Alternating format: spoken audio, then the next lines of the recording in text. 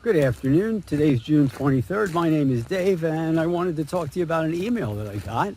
I thought, we'll see if there's a point to be made. Not sure just yet.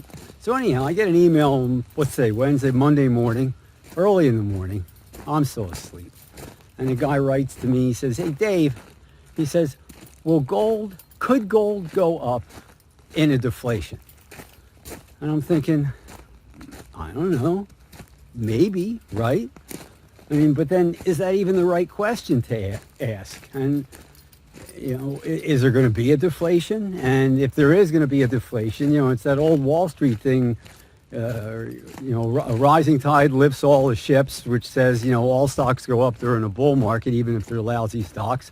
But it's the same thing, when they raid, well, okay, so this is PG-13. When they raid the house, they take all the girls, you know, kind of says, if it's going to be how's this anti-gravity camera working out for you guys? If there's going to be a bear market, do you want to own those stocks? Even if you think they're good. And so if there's going to be a general deflationary trend, do you want to try and pick the one thing that's going to buck the trend? I don't know. My response to the guy was possibly gold would go up during a deflation, but maybe another question to ask is, would gold go up sufficiently if there's hyperinflation? Because we might have deflation, but we might have inflation, and as we've written up, we might even be headed for a period of hyperinflation. So back here again. I hate this camera.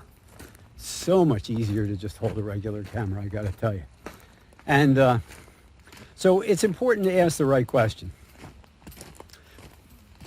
That's the point. But as an anecdote, tangential, of course, because you wouldn't listen to me if you didn't think I was going to say something tangential. So how many years ago? A long time ago, Joe Granville was the reason I got into technical analysis in the first place. Here we go, let the camera readjust. You guys like that? Is it balanced better? And so we just got to open the gate here. There we go. And Joe was the father of technical analysis in some books. On balance volume, that was Joe. 200-day moving average popularity, that was Joe. Which way should we go here? This thing turns slower. There we go. There we go. Is that a car? Yep, that's a car. Okay. Maybe we'll take this part out. We'll see. What are they delivering here? Don't know. Stop for a minute. And we're back. Anyhow, Joe Granville, besides being a great technician, he was a great showman. And I got the honor, and I got the privilege of getting to watch Joe lecture a bunch of times back in the late 70s, early 80s, because he was the father of the gambling stocks, and I lived in Atlantic City, and that's where he was lecturing, and blah, blah, blah, and all that stuff. This is way too long a story at this point. Just want to be done. Pardon me. And anyhow, during his lecture, Joe's saying, he was bearish on the market. In particular, he didn't like the utility stocks. And he's telling people, he says, I don't like the utility stocks. You don't like the utility stocks, sell the utility stocks. You shouldn't own a single utility stock in your entire portfolio, because Joe was either you bought everything or you sold everything.